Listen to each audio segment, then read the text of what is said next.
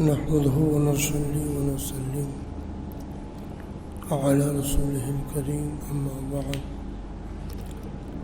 أعوذ بالله من الشيطان الرجيم بسم الله الرحمن الرحيم أطيعوا الله وأطيعوا الرسول وأولي الأمر منكم صدق الله العظيم نحن على ذلك لمن الشاهدين والشاكرين والحمد لله رب العالمين. درود شریف اللهم صل على سيدنا ومولانا محمد معظم الجود والكرم وآله وبارك وسلم.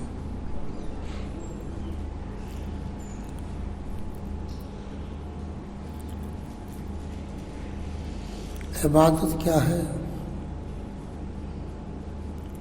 عبادت کسی بھی ہستی کو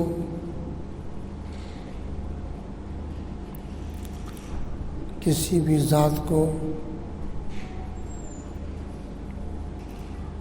سب سے انتہا درجے کی تعظیم کا حقدار جاننا. تعظیم میں جو سب سے اعلیٰ درجے کی آخری درجے کی جو تعظیم ہو سکتی ہے اس تعظیم کا حقدار کسی ہستی کو جاننا. اس کو ایسا مان کر اب اس کے حکم کو بجا لانا، یہ عبادت ہے.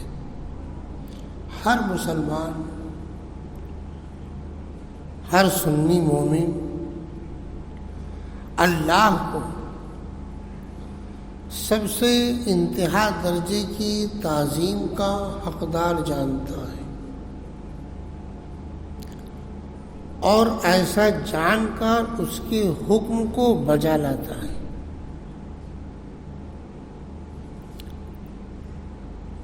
تو سب سے انتہا درجے کی تعظیم یعنی اب اس سے بڑھ کر تعظیم کا کوئی درجہ نہیں ہو سکتا، اس سے آگے تعظیم کا کوئی رتبہ نہیں ہو سکتا. تو اس درجے کی تعظیم کا حقدار جان کر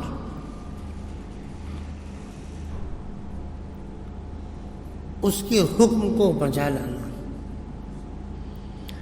تو اللہ کو ہر بندے مومن، ہر سنی صحیح العقیدہ مسلمان یہی جانتا ہے کہ وہ اقصی غایت تعظیم کا مستحق ہے. یہ جان کر اب اس کے حکم کو بجا لایا. تو اللہ نے نماز کا حکم دیا تو نماز عبادت ہے. اللہ نے روزے کا حکم دیا تو روزہ عبادت ہے. اللہ نے حج کا حکم دیا، حج عبادت ہے. اللہ نے زکوٰۃ کا حکم دیا، زکوٰۃ عبادت ہے. اللہ نے تسبیح کا حکم دیا، تسبیح عبادت ہے. اللہ نے دعا مانگنے کا حکم دیا تو دعا عبادت ہے. دعا میں اللہ نے اپنے محبوب کے حکم کو بجا لانے کا حکم دیا کہ رسول اللہ جو بھی حکم دیں تم اس کو بجا لاؤ. تو رسول اللہ کی اطاعت بھی کیا ہے؟ عبادت ہے. اللہ نے ائمہ دین کی اتباع کا حکم دیا، تو ائمہ دین کے حکم پر چلنا یہ بھی کیا ہے؟ عبادت ہے۔ اب بات سمجھ میں آ رہی ہے؟ اطیعوا اللہ و اطیعوا الرسول و اولی الامر منکم، حکم الہی کو بجا لاؤ، رسول اللہ صلی اللہ علیہ وسلم کے حکم کی پیروی کرو، وہ اولی الامر منکم، اور ائمہ دین کے ارشادات پر عمل کرو۔ تو حکم الہی کو بچا لانا یہ بھی عبادت، اللہ کے رسول کے حکم کو بچا لانا یہ بھی عبادت، اور ائمہ دین کی باتوں پر عمل کرنا یہ بھی عبادت۔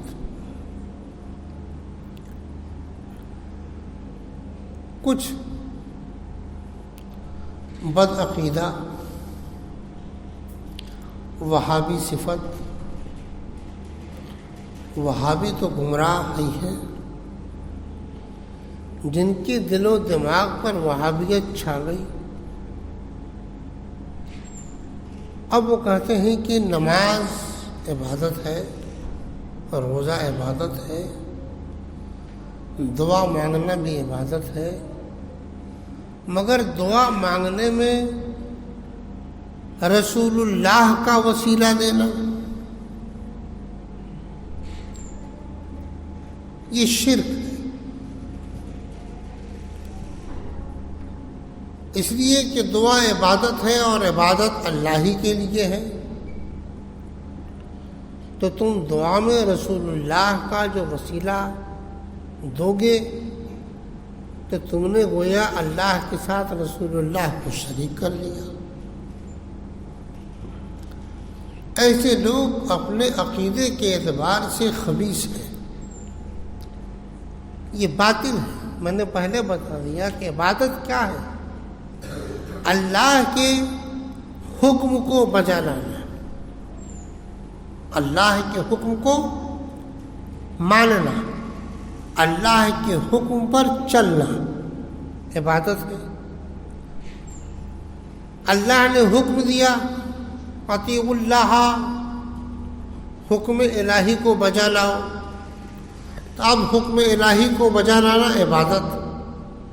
اللہ نے حکم دیا وَأَطِيعُوا الرَّسُولَ، رسول اللہ کے حکم کو بجا لاؤ، تو رسول اللہ کے حکم کو بجا لانا بھی کیا ہوا؟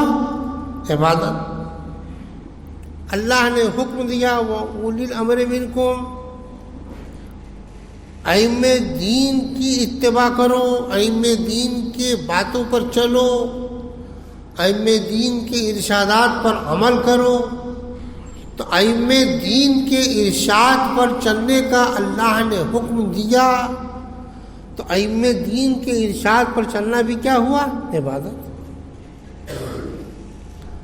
اب آؤ حدیث شریف سنو۔ میں نے بتایا تھا اگلے جمعہ کو کہ حدیث کی 6 کتابیں صحیح ستہ کے نام سے مشہور ہیں، تو وہ 6 ہی کتاب نہیں ہیں، حدیث کی بہت کتابیں ہیں، لیکن 6 کو صحیح کے نام سے مشہور کیا جاتا ہے۔ صحیح ستہ تو بخاری ہے، مسلم ہے، اب بخاری شریف، مسلم شریف، ابو داؤد شریف، ترمذی شریف، 4 ہو گئی، ابن ماجہ شریف، نسائی شریف، 6 ہو گئی۔ بخاری، مسلم، یہ تو سب یاد ہے، ابو داؤد، ترمذی، ابن ماجہ، اور نسائی۔ تو ابن ماجہ کی حدیث ہے، جو حدیث میں ابھی تلاوت کروں گا یہ ابن ماجہ میں بھی ہے، یہ حدیث نسائی میں بھی ہے، یہ حدیث ترمذی میں بھی ہے، 3 کتابوں میں ہے، ابن ماجہ میں، نسائی میں، ترمذی میں۔ صحابی کا نام ہے عثمان ابن حنیف رضی اللہ تعالیٰ عنہ۔ عثمان ابن حنیف، عثمان ابن عفان تو خلیفہ ثالث ہیں، تیسرے خلیفہ ہیں، یہ عثمان ابن حنیف ہے رضی اللہ تعالیٰ عنہ۔ یہ فرماتے ہیں کہ ہم لوگ بیٹھے ہوئے تھے، ایک شخص اللہ کے پیارے محبوب صلی اللہ علیہ وسلم کی بارگاہ میں آیا اور اس نے اپنی نابینائی کی شکایت کی، آنکھ کی روشنی چلی گئی ہے، نابینا ہو گئے۔ اللہ کے پیارے محبوب صلی اللہ تعالی علیہ وسلم نے ان کو اس دعا کی تعلیم فرمائی کہ 2 رکعت نماز پڑھو، 2 رکعت وضو کرو، وضو کر کے 2 رکعت نماز پڑھو، اور 2 رکعت نماز پڑھنے کے بعد یہ دعا پڑھو۔ دعا کیا ہے؟ اللہم انی اسألک و اتوجہ الیک بنبیک محمد صلی اللہ تعالی علیہ وسلم نبی الرحمہ۔ اے اللہ، میں تجھ سے سوال کرتا ہوں، تیری طرف توجہ کرتا ہوں، بے نبی کا محمد صلی اللہ تعالی علیہ وسلم، تیرے نبی محمد صلی اللہ تعالی علیہ وسلم کے واسطے سے، تیرے نبی محمد صلی اللہ علیہ وسلم کے وسیلے سے، جو مہربانی کے نبی ہیں۔ ایک ٹکڑا حدیث کا یہ ہوا جس میں اللہ کی بارگاہ میں التجا ہے، اللہ کی بارگاہ میں استعانت ہے، اللہ کی بارگاہ میں عرض ہے کہ میں تیرے نبی کے وسیلے سے، تیرے نبی محمد صلی اللہ تعالی علیہ وسلم کے وسیلے سے، جو مہربانی کے نبی ہے، تجھ سے سوال کرتا ہوں، تجھ سے التجا کرتا ہوں، تیری طرف توجہ کرتا ہوں۔ اس کے بعد میرے آقا نے تعلیم فرمائی ہے، حدیث کا دوسرا ٹکڑا یہ ہے، انی اتوجہ بکا یا محمد، انی اتوجہ بکا الی ربی فی حاجتی ہذہ لیقضی لی۔ یا محمد، یہ حدیث میں ہے، دعا میں ہے، جس دعا کو عبادت مانا جا رہا ہو، دعا میں ہے، یا محمد یا رسول اللہ، انی اتوجہ بکا الی ربی، میں آپ کے وسیلے سے اپنے رب کی طرف یہ توجہ کرتا ہوں، فی حاجتی ہذہ، اپنی اس حاجت میں، اپنی اس ضرورت میں، لیقضی لی، تاکہ میری یہ حاجت پوری کر دی جائے۔ اللہم، اے اللہ، فشفعہ لی، ان کو میرا شفیع بنا، ان کی شفاعت میرے لیے قبول فرما لے۔ یہ پوری حدیث ہے، پہلا ٹکڑا بھی دوسرا ٹکڑا بھی ایک ہی ساتھ۔ حضرت عثمان بن حنیف فرماتے ہیں وہ شخص یہ دعا پڑھا، 2 رکعت نماز پڑھی، وضو کیا، 2 رکعت نماز پڑھی، پھر یہ دعا مانگا۔ ابھی ہم لوگ اٹھ بھی نہیں پائے تھے، بیٹھے ہی ہوئے تھے کہ وہ فوراً آئے، اور کیسے آئے؟ اخیارہ ہو گئے تھے، ان کی آنکھ کی بینائی واپس آ گئی تھی، نابینا تھے، آنکھ والے ہو کر آئے۔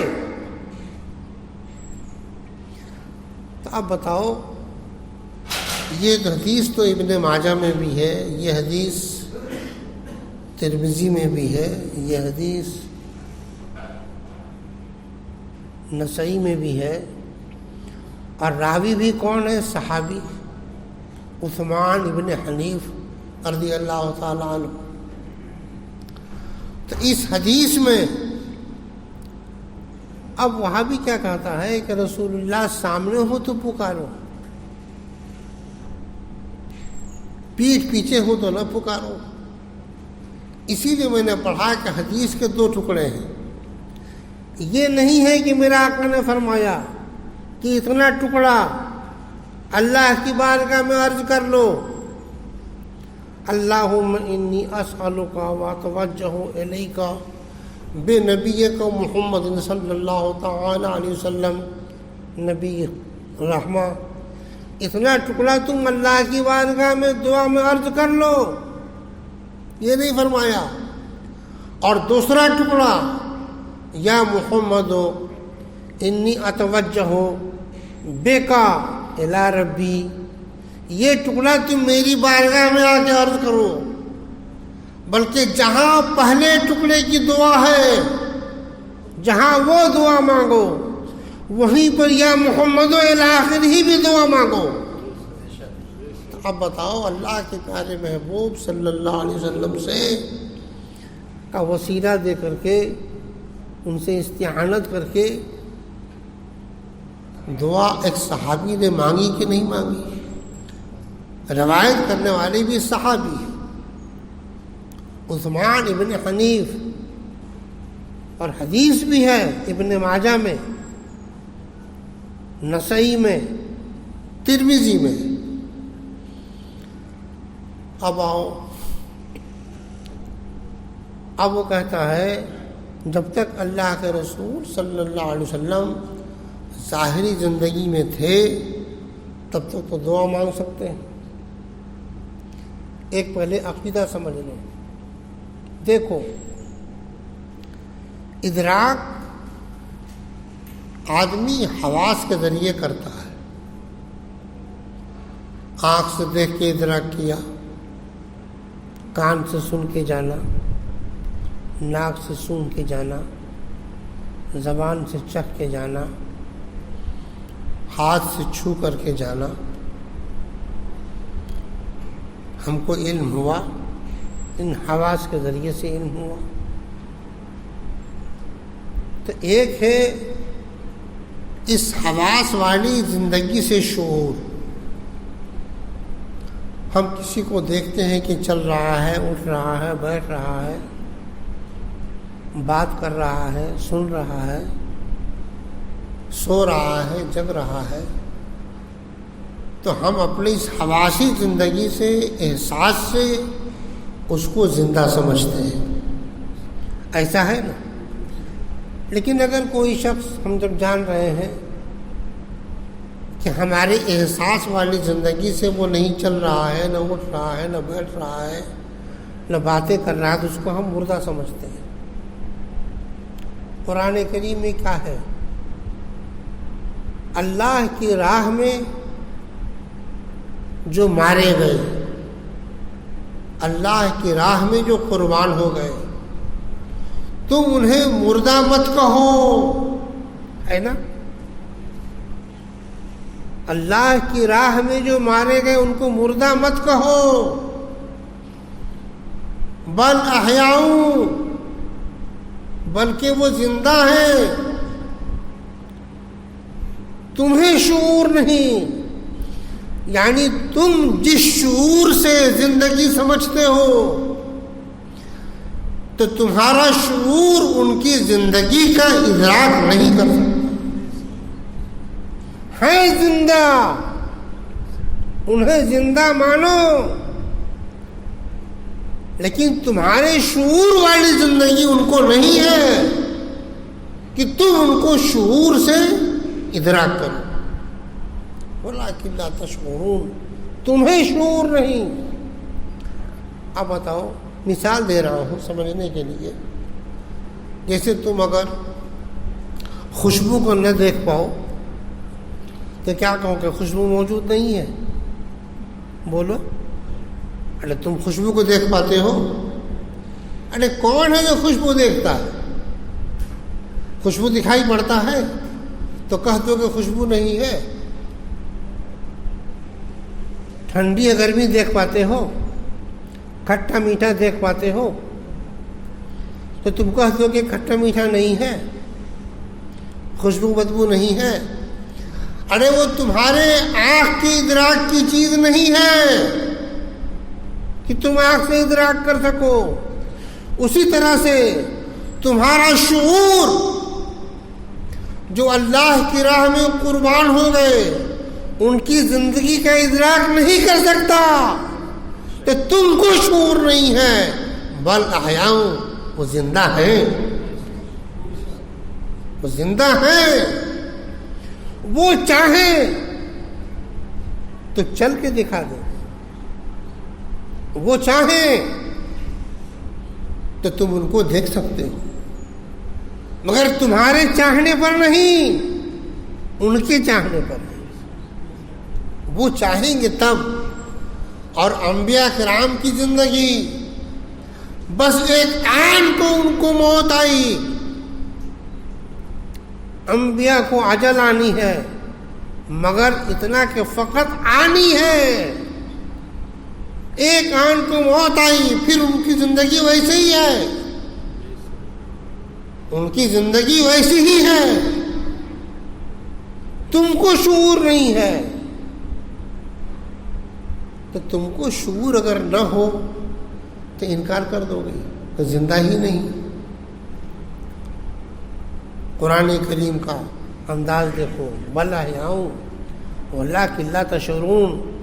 جب اللہ کی راہ میں جو مارے گئے وہ زندہ ہیں، تم کو شعور نہیں، تو وہ ہستی جو سب سے بڑھ کر ہے. اور حدیث میں ہے فَنَبِيُّ اللَّهِ حَيٌّ يُرْزَقُ، اللہ کے نبی زندہ ہیں، رزق دیے جاتے ہیں، ان کو رزق ملتا ہے. تو اب یہ جو وہابی کہتا ہے کہ اللہ کے پیارے محبوب جب تک ظاہری زندگی میں تھے تب تک تو ان کا وسیلہ مانگ سکتے ہیں، اور جب وہ پردہ فرما گئے، انتقال کر گئے. ہم سنیوں کا تو یہ عقیدہ ہے کہ وہ آج بھی زندہ ہیں اور اسی طرح سے زندہ ہیں جیسے ظاہری زندگی میں تھے. ہم کو شعور نہیں ہے مگر ہیں زندہ.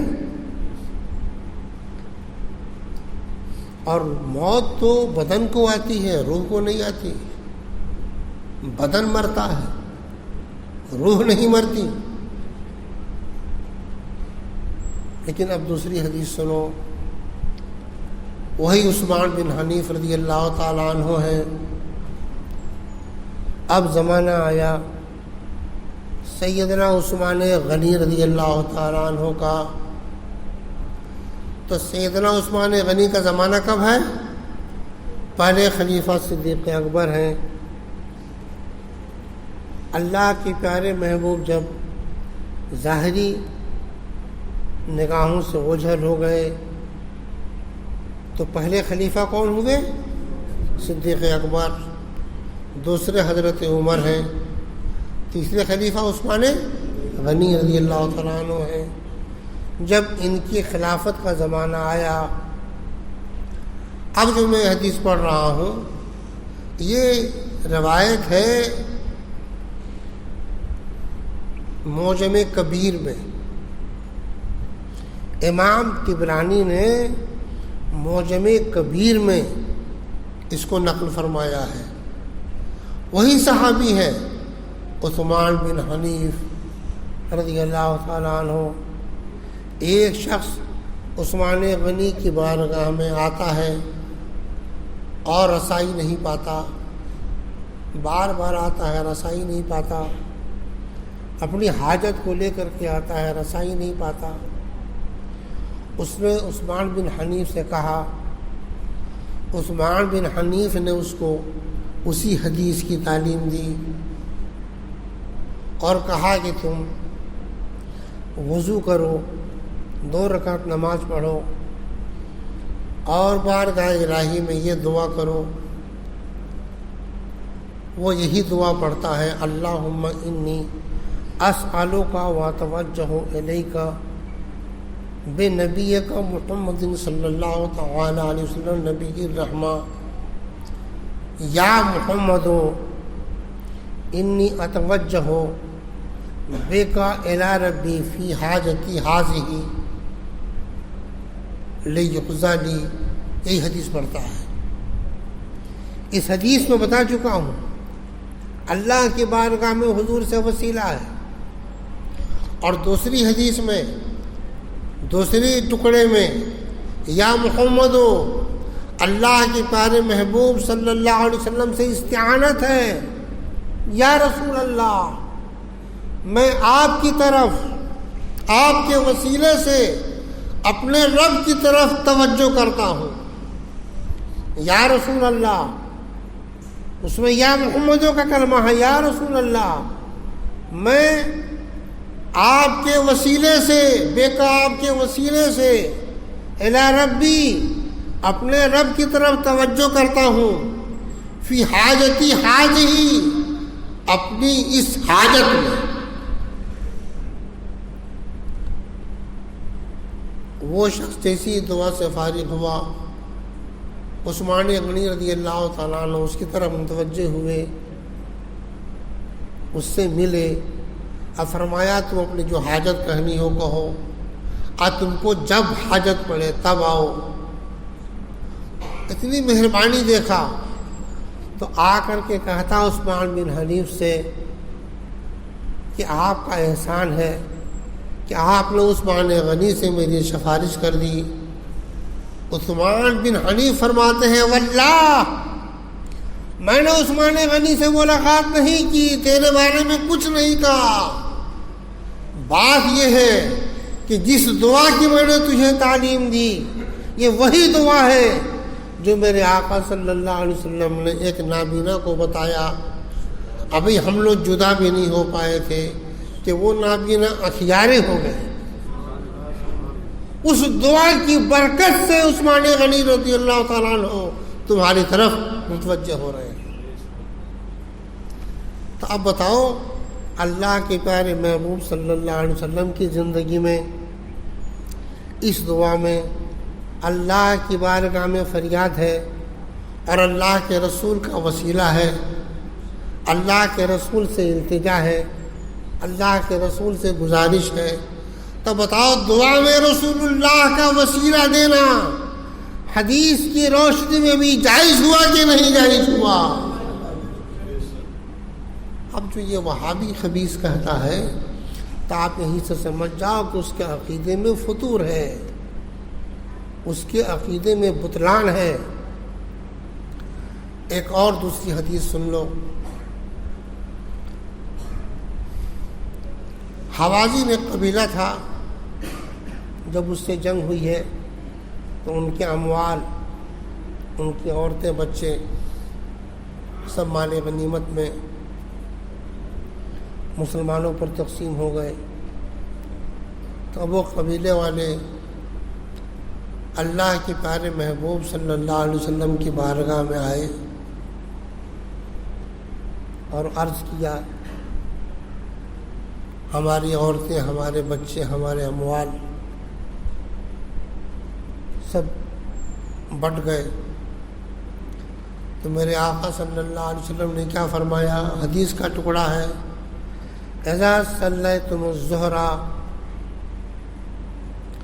فقولوا انا نستعین برسول اللہ علی المؤمنین او المسلمین فی نسائنا و اموالنا۔ جب تم ظہر کی نماز پڑھ چکو تو مسلمانوں سے یوں کہو، انا نستعین برسول اللہ، ہم رسول اللہ صلی اللہ علیہ وسلم سے استعانت کرتے ہیں۔ خبیث کہتا ہے ایاک نعبد و ایاک نستعین، صرف خدا ہی سے مدد مانگ سکتے ہیں، اور یہ اللہ کے رسول تعلیم دے رہے ہیں، یوں کہو انا نستعین برسول اللہ، ہم رسول اللہ سے استعانت کرتے ہیں مسلمانوں پر، اپنی عورتوں کے بارے میں اور اپنے بچوں کے بارے میں۔ تو بتاؤ رسول اللہ سے استعانت خود اللہ کے رسول نے تعلیم دی کہ نہیں دی؟ اس لیے میں نے بتایا کہ دعا کیا ہے۔ دعا یہ ہے کہ اقصی غایت تعظیم، انتہا درجے کی تعظیم کا حقدار اللہ کو مانا، اور اللہ کے مان کر اس کے حکم کو بجا لانا، یہ عبادت ہے۔ تو اس کا حکم ہے اللہ کی اطاعت کرو، اللہ کے حکم کو مانو، رسول اللہ کے حکم کو مانو، اور ائمہ دین کے ارشادات کو مانو۔ تو اولیاء اللہ کو وسیلہ دینا، اللہ کے رسول کا وسیلہ دینا اللہ کی بارگاہ میں جائز ہوا کہ نہیں جائز ہوا؟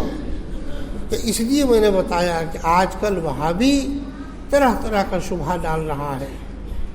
اللہ پاک ہمارے سنی مسلمانوں کو سمجھنے کی توفیق دے۔ کاش کہ لوگ امام اہل سنت کی ارشادات کو سنیں۔ یہ جو کچھ میں نے سنایا یہ سب امام اہل سنت کے فتاوی میں موجود ہیں، آپ کے رسائل میں موجود ہے، اور بہت تفصیل ہے۔ اگر اس کو آپ پڑھو سمجھو تو عقیدے حق پر جم جاؤ۔ امام اہل سنت کو اپنا مقتدی مانو، ان کو ائمہ دین کا سچا ترجمان مانو۔ انہوں نے راہ حق میں دکھایا ہے، ان کے دامن سے اپنے آپ کو وابستہ رکھو کہ تمہاری